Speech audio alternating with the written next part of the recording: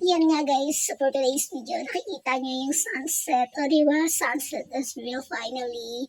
Nakakita po tayo ng sunset. Hindi ko alam kung bakit ako nandito. Kasi nga, hindi ko rin alam. At yun nga, nagpadpad tayo ngayon dito sa mundo ng kawalan. Lahat sila may partner at ako yung wala. Kaya nag-picture na lang ako. O di sana all. At yun nga guys, welcome sa Besta Cafe. O diba, yan yun. Diyan po napadpad ang ating paa. At yun nga, bago ka makakain sa Besta Cafe, kailangan mong pumila at maghintay ng 10 years. O ba 10 years o 10 hours? Ay, hindi rin po 10 hours. Saglit lang naman. Medyo maraming tao dahil Valentine's Day. At yun nga, after 10 hours, charot. And table number 6 is real. O diba?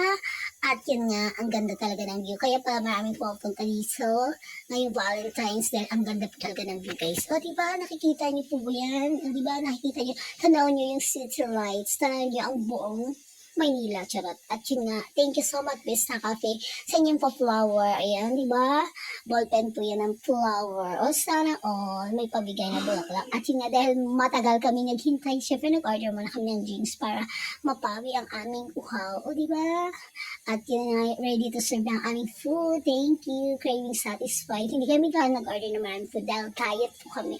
Diet is real. At yun nga, may nakita ko lalaki dyan, guys. Sabi ko, pag lumingon siya, akin siya. At yun nga, lumingon siya. At yun na nga po yung mga flowers. O diba, ang ganda ng mga flowers dyan.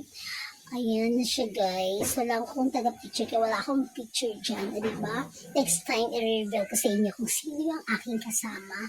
For now, hindi po pwede siyang i-reveal dahil na nakaangkas lang tayo. Mag-mine, diba?